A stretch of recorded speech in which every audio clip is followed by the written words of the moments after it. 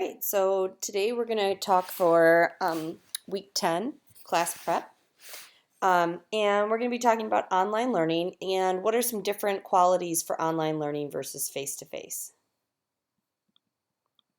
So the first one, let's just go full screen. Um, the first one, the way that we talk about online learning is two different words basically. It can either be synchronous, which means it's happening at the same time. You can think about it like synchronized swimming.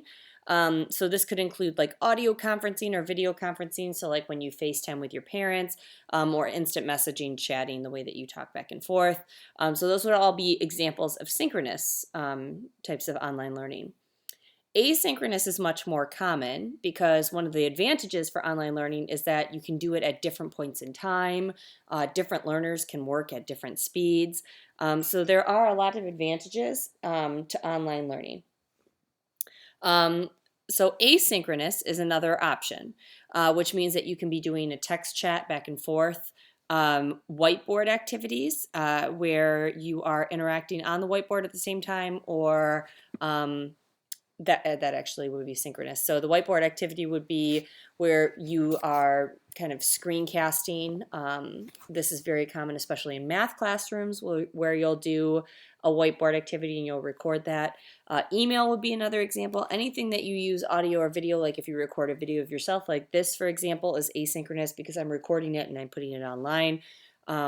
But you can communicate back and forth, sharing files and transferring files as well. So there are some different platforms for online learning. Canvas, obviously, which is what we currently use at IU. We used to use OnCourse, for those of you that were here before. There are other systems like Blackboard or Edmodo. Basically, learning management systems, there are a ton of different ones out there, Schoology, Google Classroom, different ones that you can basically upload things. There are discussion forums usually on it, assignments, those type of things. That's usually what we'll call a learning management system. Synchronous communication tools, again, lot of great options here that are like Google Hangout, Adobe Connect, Skype, so that you can talk back and forth with your students. Or asynchronous communication tools. Like a lot of teachers will actually use blogs and have students reflect back and forth. Discussion boards are also very common as well. Some online teachers will use Facebook or Twitter or social media in order to exchange information, or like Google Drive and Google Docs. So those are all different ones that you can use as well. So how is communication different online? Well, the one thing that you have to really realize is that there's no face-to-face interaction with your students. So they can't see your body language or your different visual cues. Those aren't available there. So you really need to kind of figure out how are your students feeling. And you also need to be much more directive and a lot more organized. These are all key parts of that. The other thing that you can also find is that when your students aren't being able to be in class with you, sometimes there can be this feeling of loneliness. So you want to make sure that you connect with your students and really get to know them online as much as possible. One of the other things that we often say is fantastic in terms of communicating online is the back channel discussion. The reason why is it allows you to have more than one voice at the same time. So in your face-to-face classroom, usually you'll have the same few students that will raise their hand, but this way you can kind of figure out what's every single student talking about and they can talk back and forth. So those can be really advantageous. You can also blend in online learning environment or online learning elements into a face-to-face classroom, and sometimes this makes it really enhanced. A lot of schools and a lot of teachers are now starting to do what's called a flipped classroom, which is actually similar to what we're doing right now, where we record a video for you. So the lecture is done up front, and then there are more active things going on in the classroom. That's application of that material. So that's the point of the flipped classroom, is to get introduced to the topic ahead of time, and then once you come to class, you're actually working on applying that knowledge. Now, this used to be the idea of textbooks, but let's be honest, in terms of textbooks, there are actually a study out there for college students, for undergraduate college students, that about a third of the college students actually don't buy the textbook because they can't afford it or because they just don't want to. A third of the students buy the textbook but never read it, and then a third of the students actually do the reading. So this is one way, and this is one of the reasons why we do it in W200 too, is I don't assign you a textbook because I think it's a waste of money, and I'd rather talk to you about some different ideas and give you up-to-date links, and this changes every semester. What the research says about online learning in K-12, higher education online learning is actually slowing in growth, but K-12 online learning is explosive, meaning it's literally increasing every single year. And not only are there a ton of different options, but more public schools are starting to offer their own online courses and supplement their own course offerings by doing online courses. So this is going to be more and more likely. I would say that probably by maybe not when you first start teaching, but later on, after a few years, it probably is going to be that you will have to teach an online course. And in fact, some states, 4 states in the US currently require K-12 students to take online courses, one of those being Michigan, a close one. All right. And what does what does research say about online K-12 classes? Well, basically, the research is kind of mixed. Sometimes students do much better in online environments, and sometimes it's much poorer. It would just be similar to any other school situation. So certain students do well in online environments, whereas others don't. Certain teachers are better than other teachers. So it's really not the medium that influences it, it's the quality of design. So what kind of assignments do you put in there, and what are the different learner characteristics? The retention and completion rate for online courses is often lower, especially when we're considering free courses. So there are a lot of free courses out there that some people will take just because they're interested in the particular topic. But they don't always complete that because, again, it's free and there may not be a consequence for it. The other thing is that teachers need particular skills when they're using this approach. So they need to know how to communicate. They need to have the technology skills. And this isn't always the case when we find out with teachers. So how would you keep track of your students, and how would you keep them on task? Because again, you're not seeing them every day, and sometimes they can just disappear. This was actually, we recently talked with a high school social studies teacher here in Bloomington who just teaches online courses, and she said this was her biggest problem. How does she make sure that students are on track, and how does she meet up with them? Well, similar to what we do in W200, doing like a what's due, when and where kind of announcement every week is important so that they know what's going on. Having your syllabus online, again, everything has to be super organized to do an online class. Your assignments, rubrics, due dates, everything has to be incredibly clear. And oftentimes teachers that teach an online version of their class tend to say that it makes them such better teachers in their face-to-face environment. You can also be using updates like Remind, doing announcements and making sure your gradebook is up to date. Providing previous student examples is critical so that they know what you want or what you need. Again, all of these things, great practices in face-to-face as well as in online environments.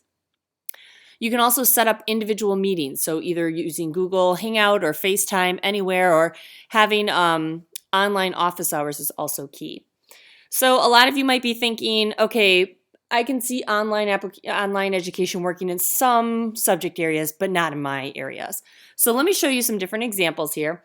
The first one is a physical education example right here. And so in this physical education example, they actually have them go through and they keep weekly logs of their physical activity. And the students learn about health benefits of physical education. They create their own physical education plan, and then they go through the log. And so you might be saying, okay, well, what is to stop a student from, actually not completing the tasks? So some examples here might be like for a physical education class, I know somebody that did a golfing distance education course where they had to videotape their golf swings and send it to the instructor, and then the instructor would actually break it down and tell them what they were doing wrong. So that's really become quite interesting and innovative. At the history level or anywhere where you're delivering information, so any kind of social studies, government class, all of these are fantastic. This is an example here of a of History Channel has partnered up with Oklahoma University. And so here they have, given what you've read about the Scopes trials, and what ways do you see the culture wars that exist in today's society stretch back as far as the 1920s. So they had students write back and forth, adding comments to it, and there are discussions in there, as well as, let me go back to this example.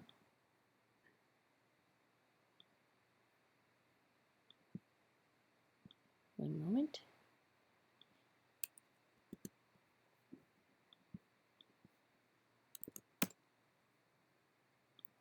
So here's like the World War II, for example. It's a History Channel course.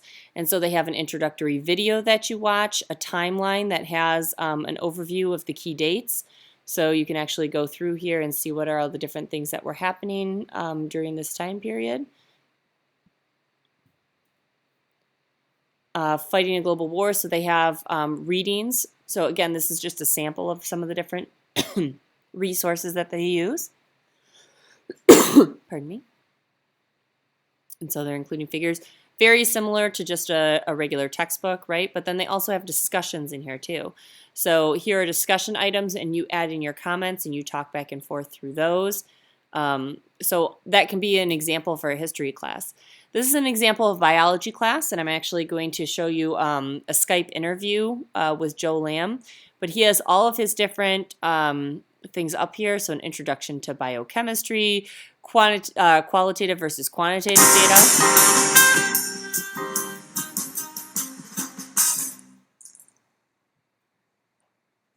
Oh, hi. I didn't see you there. I was actually just thinking a little bit about all the different types of ways that we've been analyzing data and how we've been looking at data. And there are two real, and explain a little bit about how we can make some analysis or make some observations. So, for example, a qualitative analysis, you think the word quality, right? So qualitative would be something like these ping pong balls are white, or that they're round, or that they have little tiny stars on the end of them. That is a qualitative analysis. Now, otherwise, we have also what's called a quantitative analysis. And quantitative is like the word quantity, meaning numbers. All right, so you can see like he goes through all of his like that. Here's an example for some different elementary examples. So they have ranging from elementary Chinese, dividing with one-digit numbers, language arts cowboys, so looking at language arts that way. I liked this one. This was how do living things change as they grow. So they have a little video in the beginning. Look at these pictures. All of these pictures are of the same person. She certainly changed, didn't she? She went from a baby to a young girl to an adult to an older woman. Okay, and so there are a lot of different there's a lot of really great information out here. So this is actually for someone that would be in kindergarten and would be homeschooling. So the parents would work with the student to help them through this particular unit. So that would be an example of kindergarten there. So let me go back to... so there are a lot of different great examples out there for online learning. In terms of how do you facilitate hands-on experiences, so Joe Lamb, who is Center Grove High School here in Indiana, he's a biology teacher. I'm going to share with you how he does it. He does home lab experience. I already talked to you kind of in terms of like physical education, videotaping anything that you do, uploading your data that you've collected. So this works really well with last week as you're talking about your heart rate and different things along those lines. History or English language arts. So anything that you can do with research or writing to help facilitate that process. And then always be thinking about how do you normally do hands-on and how could this be altered with technology. So I'm going to, hang on, I want to actually show you this video recording with Joe Lamb. You're still teaching online biology. Yes. And that was a choice of yours? Yes. Okay. I thought that it was going to be a challenge for sure, but it's something that I really wanted to try and see if we could make it work, and so far so good. Okay. So first of all, tell me, why does a secondary biology teacher actually want to teach biology online? Why would you volunteer? It's online's the way that the future is heading. A lot of the training that we do now is online. Professional development opportunities that we offer online. We want to prepare our students for the future, and a lot of the future of learning is going to be through online. And I wanted to expose my students to that early. It's the only freshman level class we actually offer, is this biology course, and it's a great way to explore, just a different way of teaching, a different way of doing things, and it's really not only helped me in just learning how to do online and learning how to teach that, but it's helped my face-to-face classroom as well. Just learning all the different tools that are out there, and ways that we get students moving beyond the test, beyond the quiz.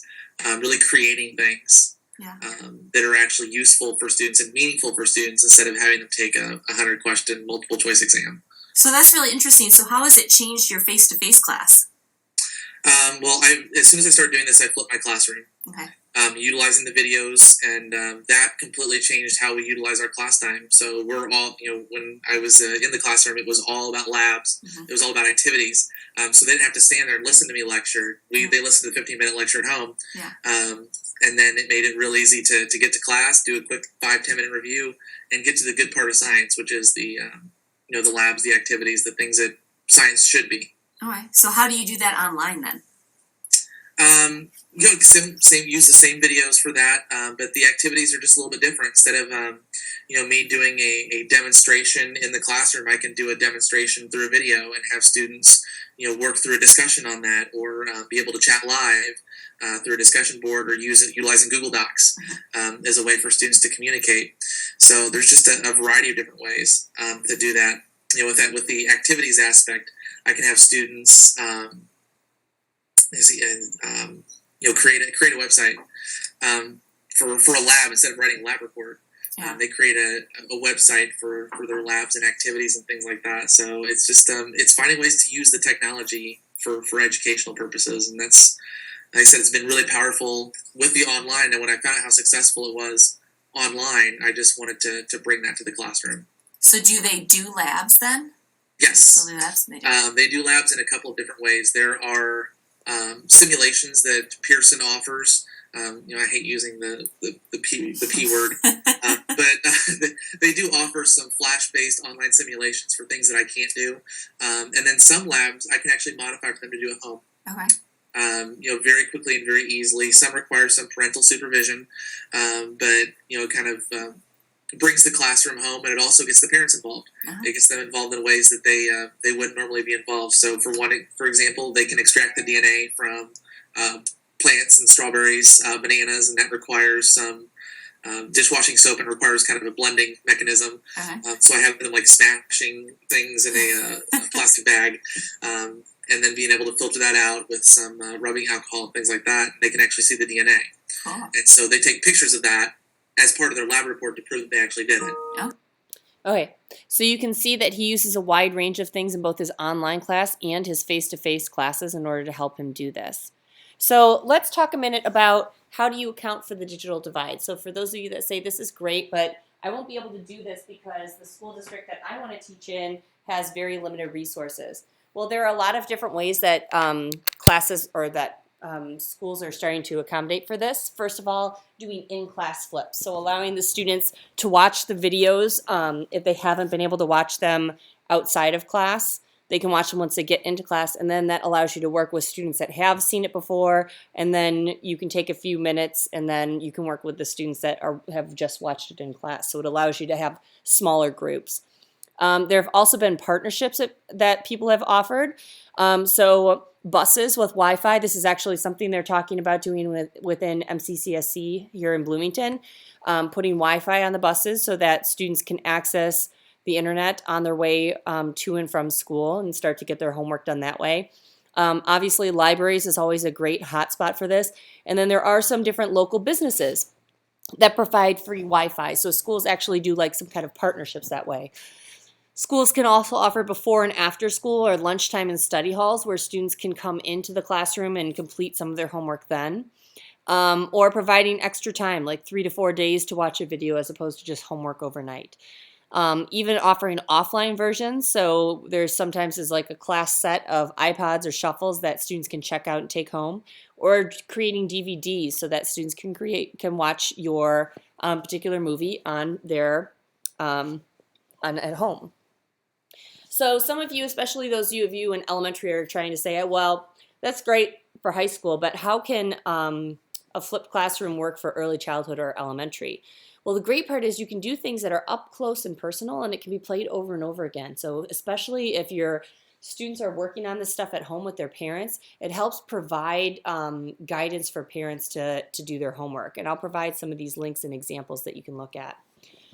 We've already talked a little bit about some of the best tools for online learning. You're going to be looking at these a little bit more in week 10, and also looking at Edpuzzle. This is a fantastic example that allows you to do a video, ask questions, and see where your students are at. So I hope that you've seen some of the relevancies for online learning, and we'll talk to you in class.